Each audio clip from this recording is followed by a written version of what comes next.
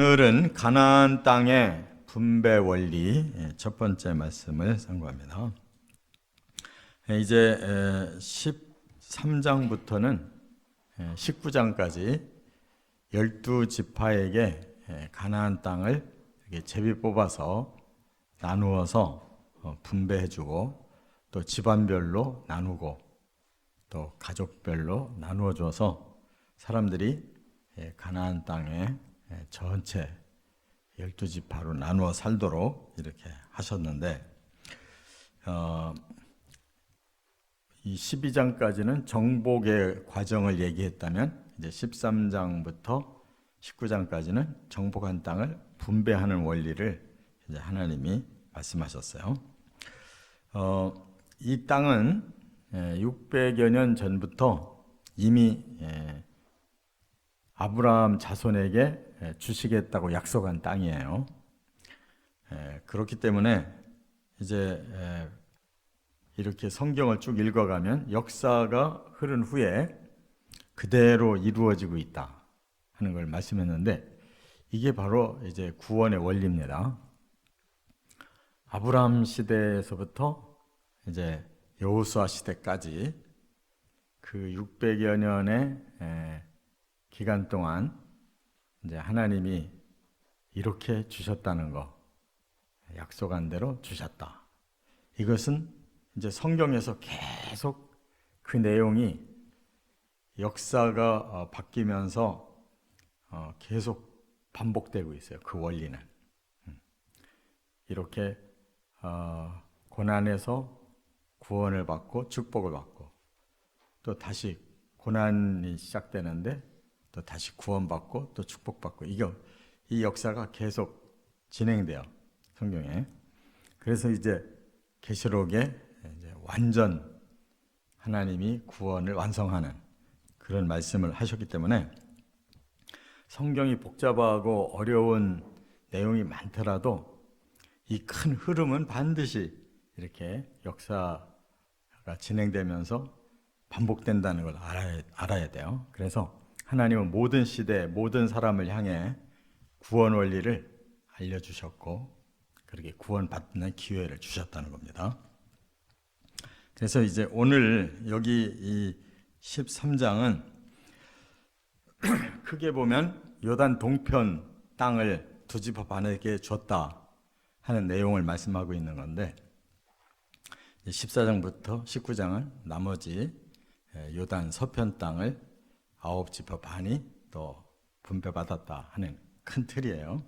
그러나 여기 지금 13장의 내용을 보면 세 가지를 지금 얘기하시려고 하는 거예요. 하나는 아직 정복이 덜 됐다. 그리고 또 하나는 레위 지파는 분배가 없다. 그리고 이제 요단 동쪽 지파들의 분배 얘기를 살짝 한 거예요. 그래서 우리가 하나님의 이 분배 원리는 획일적인 게 아니다 하는 거예요. 지파별로 다 나눠줬지만 어떤 지파는 그야말로 더 열정적으로 하나님 말씀대로 순종해서 지파가 이렇게 많이 정복이 돼가지고 더 번성하는 지파가 있는가 하면 어떤 지파는 제비 뽑아 받은 땅을 잃어버려요. 그리고 그 백성들까지 소멸돼요. 시간이 지나가면서 보면. 그리고 이제 레위 지파는 하나님 앞에 이제 헌신된 지파이기 때문에 이 땅을 안 주셨다는 거. 이제 이런 구원에는 획일적인 게 없다는 거예요. 다 그만한 하나님의 축복이 임하는 자들과 또 받지 못하는 자들, 또 하나님께 헌신한 자들에게는 기업이 다르다는 거예요. 이렇게 우리는 하나님 나라에서의 구원 원리, 이것을 여기서부터 다 하나님은 분별해서 주셨다는 것을 깨달을 수가 있습니다. 자, 세 가지로 나눕니다. 첫째, 1절부터 7절 우리가 읽은 내용인데 아직 정복하지 못한 땅. 먼저 여호수아 나이가 많이 들었다 그랬어요. 그 말은 뭐예요? 이제 더 이상 이 정복 전쟁을 할 만한 힘이 없다는 거죠. 그래서 여호수아는 이제 땅을 분배해주고 마지막 유언을 하고 이제 죽어요. 그래서 이제 학자들이 살펴본 겁니다. 과연 나이가 많고 늙었다고 했는데 도대체 그때가 몇 살쯤 됐을까? 근데 이제 갈렙이 자기 나이를 밝혔잖아요. 이게 가나안 땅 분배받을 때 자기 자신이 이제 헤브론 땅을 분배받고 싶다. 자기가 정복하겠습니다. 그러면서 자기 나이를 85세라고 그랬거든요. 근데 이제 이 가장 그 큰 지도자인 여호수아는 이제 그보다는 나이가 더 많아요. 모세보다는 적고. 그래서 학자들은 이때가 한 100세 정도 됐으리라 이렇게 봅니다. 그런데 그보다 15살 적은 갈렙은 아직도 건강해서 그 헤브론을 차지하잖아요. 이와 같이 사람의 생애는 아직 왕성한 때도 있지만 이렇게 때가 되면 늙어서 더 이상 일할 수 없을 때가 있어요. 그때는 더 하고 싶어도 할 수가 없는 거예요.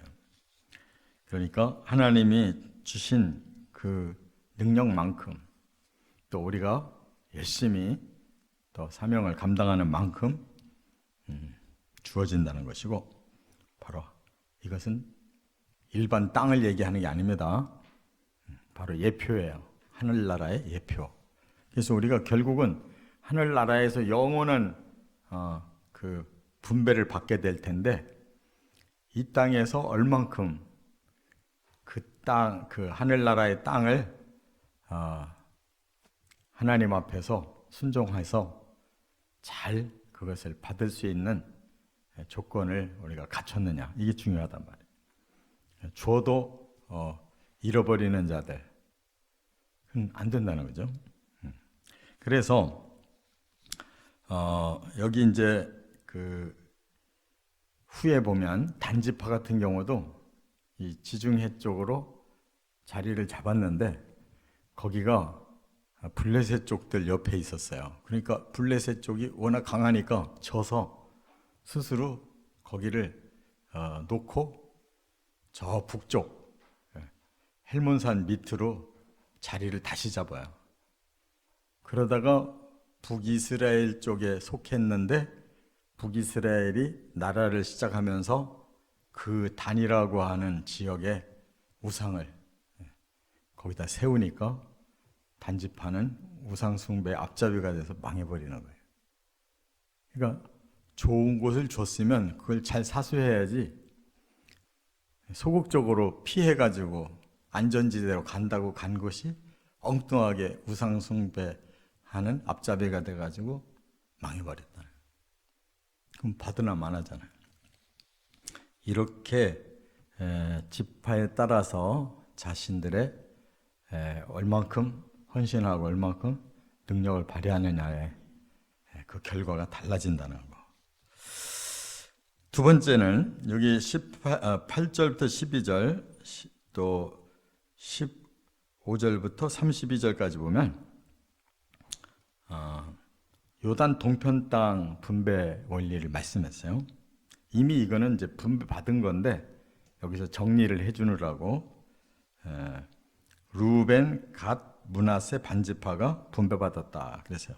여러분들에게 나눠드린 이 그 지도 보시면 이 가운데가 이렇게 요단강이 흘러서 위쪽이 갈릴리 호수, 아래쪽이 사해죠.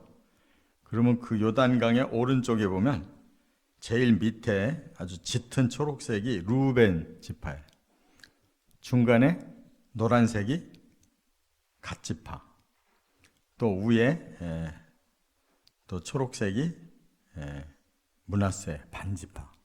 동쪽에 있는 므낫세라고 해서 동므낫세라고 그러는데, 이렇게 사해 쪽은 르우벤 지파, 요단강 쪽은 갓 지파, 또 갈릴리 호수 쪽은 므낫세 지파, 이렇게 차지했단 말이에요. 일찍이 이 사람들은 이제 세 지파는 일찍 모세 때 받은 거란 말이에요. 그래서 하나님께서 정말로 그 주고 싶은 땅은 서쪽 땅이었는데, 요단강을 건너서 서쪽 땅이었는데, 이들이 자원해서 이쪽을 선택하는 바람에 그쪽을 받았지만, 지금 현대 이스라엘은 이쪽 요단강 오른쪽은 요르단 나라, 아랍인의 땅이에요. 그래서 이들 두 지파반은 없는 거예요. 다 뿔뿔이 사라지고 없는 거라고. 그러니까 우리가 하나님의 나라를 사모하는 그러한 믿음이 하나님의 뜻에 맞춰야지, 우리 뜻에 맞추면 결국 그게 복이 안 된다는 거를. 하나님의 뜻에 맞춘 하나님 나라를 원해야지, 내 뜻에 맞춰지는 하나님 나라는 그건 헛된 거예요. 우리가 아무리 그걸 바란다 할지라도 나중에 얻는 결과가 결국은 인간적인 생각으로 얻고자 한 거는 다 사라지는 거예요. 그러니까 이와 같이 긴 역사를 훑어보면 너무 욕심 부리는 것도 소용없고, 사람의 뜻을 앞장 세우는 것도 소용이 없다는 거예요. 그래서 예수님은 이렇게 가르쳐 주셨어요. 마태복음 6장 20절에 보면, 오직 너희를 위하여 보물을 하늘에 쌓아두라. 이게 중요한 거예요. 영원히 살 그 나라를 확실히 믿는다면 나는 영원한 나라에다 투자한다는 거예요. 그렇지 않겠어요? 당연하잖아요. 그런데 그 영원한 나라가 우리 눈에 안 보이니까 보이는 땅이 더 관심이 많은 거예요. 여기다 투자를 자꾸 하려고 그러는 거예요. 근데 예수님은 천국을 너무나 잘 아시니까 천국에다가 너희 보물, 가장 중요한 것을 천국에다가 쌓아놔라, 이렇게 말씀한 거예요. 거기는 좀이나 동록이 해하지 못하고, 도둑이 구멍을 뚫지 못하고, 도둑질도 못하고, 이렇게 말했어요. 그러니까 가장 안전한, 우리가 영원히 투자할 곳 천국이다, 이렇게 말씀했어요. 이게 진짜로 믿어져야 그쪽으로 내가 귀한 것을 그쪽으로 둘 수가 있는 거예요. 그냥 상상만 하고 그러려니 하는 사람은 우선 우리 육안으로 보이는 여기에 더 많이 투자하려고 하겠죠. 그래서 21절에 또 더 한마디를 하셨는데 더 깊은 말씀 하셨어요. 네 보물이 있는 그곳에는 네 마음도 있느니라. 이게 진리예요. 우리 마음이 여기에 있으면 여기다 하고, 천국에 있으면 천국에다 할 거예요. 이거는 우리 자신들이, 남은 몰라도 우리 자신이 아는 거예요. 내 마음은 어디에 관심이 많으냐. 자기 마음은 자기가 속일 수 없는 거예요. 그러니까 정말 천국이 믿고 영원한 나라라고 그러면 내 마음이 거기에 있다는 거예요. 우리는 믿음과 행함만큼 하나님 나라를 얻는 것입니다. 끝으로 세 번째는 14절과 33절에 보면 레위 지파의 기업 없음을 말씀했어요. 14절에 레위 지파는 땅의 기업을 주지 않으신다고 그랬어요. 그 대신 여호와께 드리는 화제물이 그들의 기업이다 그랬어요. 그 말은 뭐예요? 하나님이 바로 레위인의 기업이다. 하나님이 보장해 주시고 하나님이 책임지고 그들에게 하나님 나라의 축복을 약속하신 거예요. 그래서 여기 33절에도 바로 레위인은 헌신했기 때문에 12지파와는 다르게 기업 없다. 그래서 그들은 이제 12지파로 다 나뉘어져요. 12지파를 섬기라고 12지파에 다 나누어서 레위인들이 살게 하고, 그곳에서 받은 것은 이 기업의 땅이 아니고 집하고 텃밭, 그것만 주신 거예요. 그래서 거기서 살면서 그 지파를 위해서 봉사하고 헌신하고 하나님께 섬겨라, 이렇게 말씀했어요. 그러니까 이런 지파는 사실 세상에서는 그렇게 자기들이 원하는 복을, 사람이 원하는 복을 받을 수가 없는 거예요. 이게 바로 헌신한 자의 삶이에요. 그런데 헌신했는데 이 땅의 것을 많이 받고 또 하나님 나라도 많이 받겠다고 하는 것은 어딘가 문제가 있잖아요. 거짓말쟁이지. 두 가지를 다 잡을 수 없는 거예요. 하나님과 재물을 겸하여 섬길 수 없다고 예수님이 분명히 말씀했어요. 그런데 그렇지 않은 사람도 많아요. 말로는 굉장히 하나님 앞에 헌신하고 하나님 나라 사모하는 것 같은데 마음은 여기에 있어요. 더 많이 가져야 되고 더 높은 데로 올라가야 되고 더 자신의 이름이 막 알려져야 되고 막 발광을 하고 사는 사람들이 있어요. 근데 과연 그 사람 마음에 천국이 있을까? 정말 천국에서 하나님께 칭찬받아야 되겠다라는 마음이 진짜 있을까? 그 사람만 알겠죠. 그런데 하나님은 그 사람의 마음을 다 뚫어지게 보고 계셔요. 저 사람이 진실인지 거짓말하는지 아신단 말이에요. 그래서 이렇게 하나님은 12지파를 분배해 주면서 레위인에게는 분명하게 말씀했어요. 너희들은 기업 없다. 너희들은 하나님께 헌신했기 때문에 하나님이 너희들의 기업이 되어줄 거다.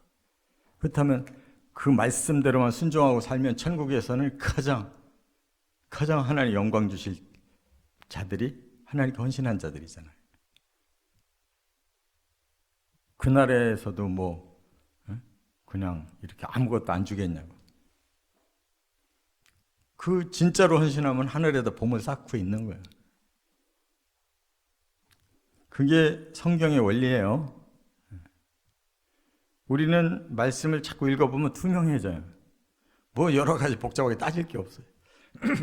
거기에 나를 딱 대비해보면 알아요. 내가 진짜로 믿고 진짜로 그 방향으로 살고 있는지, 말로만 그렇게 하고 속은 엉뚱하게 반대로 가고 있는지. 우리는 하나님의 나라를 분배받는 하나님의 신실한 성도들, 그 나라를 사모하는 만큼 또 행하는 만큼 받는다는 거 꼭 기억하시고 천국에서 영광을 누리시기를 주의 이름으로 축원합니다.